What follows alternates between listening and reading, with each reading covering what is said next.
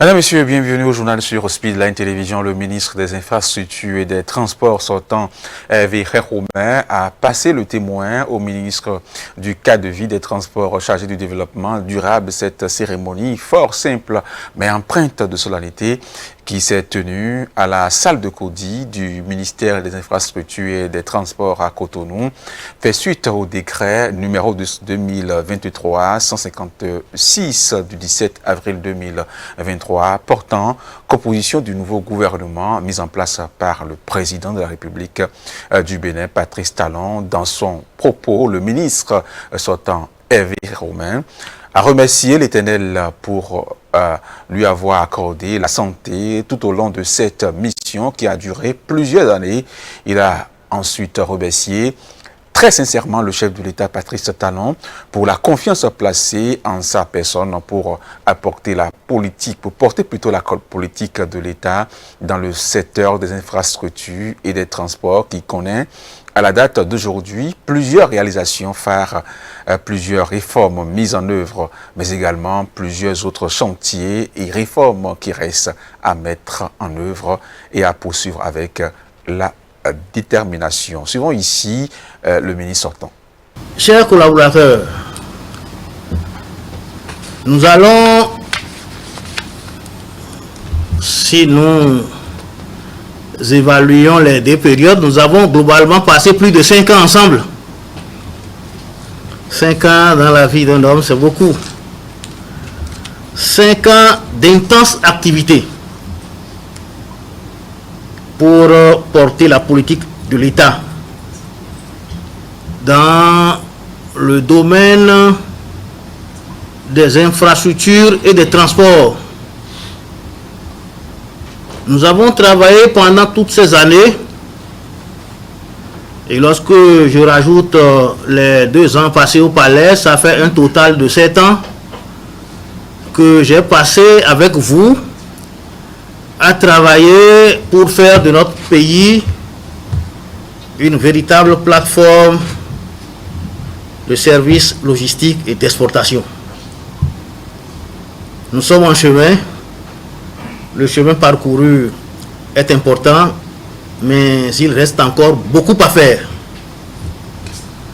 Nous avons travaillé dans tous les secteurs et sous-secteurs dont nous avons la charge.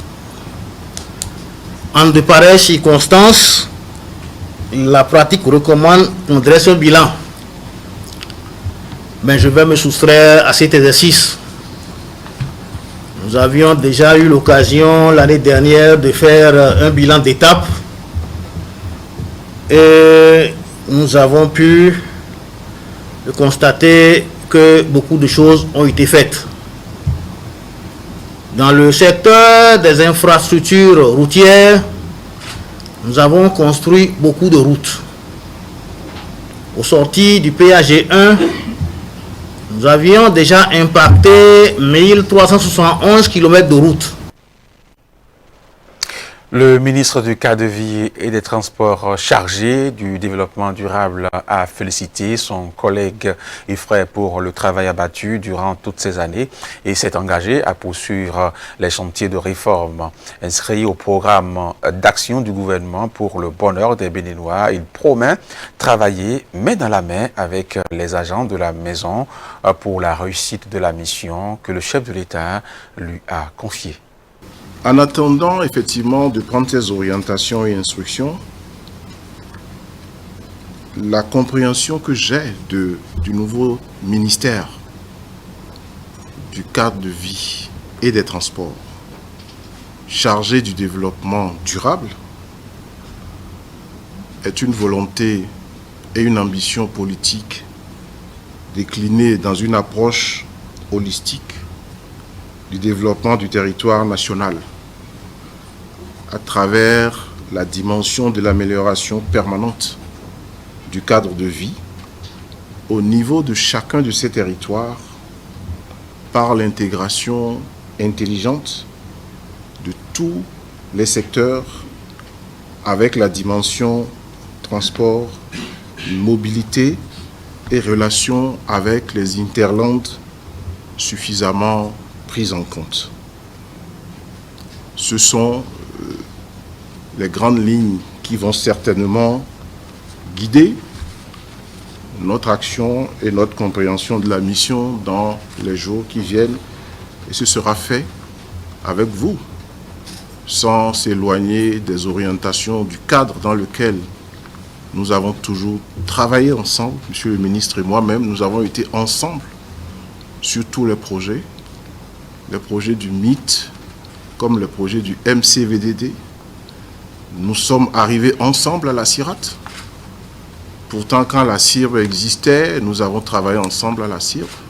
Comme le ministre Héroumé nous avait accompagnés, beaucoup ont oublié, sur le cadrage du projet asphaltage au moment de l'agence du cadre de vie et de développement du territoire. Après tout ce qu'il a dit, vous reconnaîtrez avec moi que, grâce à lui, le secteur des infrastructures et du transport a fait de grands pas depuis 2016, sous la rupture, sous la férule du président Talon. Et c'est une exigence pour nous, pour vous en tout cas, à nos côtés, à mes côtés particulièrement, de continuer cette mission pour ne serait-ce que rendre hommage à ce que vous avez fait ensemble. Le gouvernement du Bénin a tenu ce mercredi 19 avril 2023 sa première séance de Conseil des ministres après le remaniement ministériel, bien sûr, en attendant le compte rendu. Mesdames, Messieurs, voici avec le porte-parole du gouvernement le compte rendu des grandes décisions prises au cours de ce Conseil des ministres. Le Conseil des ministres s'est réuni ce mercredi 19 avril 2023 sous la présidence de M. Patrice Talon, président de la République. Au terme de la séance, les décisions ci-après ont été prises. Au chapitre des mesures normatives, sous cette rubrique, il a été adopté le décret portant échelonnement indiciaire dans les grades des corps des personnels des eaux, forêts et chasses. S'agissant des communications, la principale mesure est liée au dédommagement des personnes affectées par la mise en œuvre du projet d'accès durable et sécurisé du Bénin à l'énergie électrique. Dans le cadre de la mise en œuvre de ce projet, la composante accès durable et sécurisé à l'énergie électrique prévoit d'atteindre un taux national d'électrification de 75% d'ici à 2025, à raison de 50% en milieu rural et 90% en milieu urbain. Les infrastructures à réaliser consistent notamment en la construction de lignes ou de postes de transport dans certains départements et affecteront plusieurs propriétés privées. C'est pour cette raison que le Conseil a marqué son accord pour le dédommagement des personnes recensées et instruit les ministres concernés de veiller à la bonne conduite des opérations irrelatives.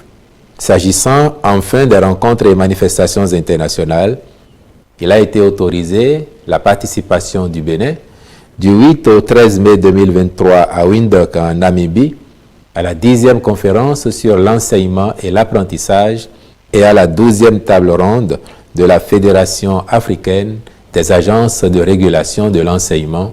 Je vous remercie.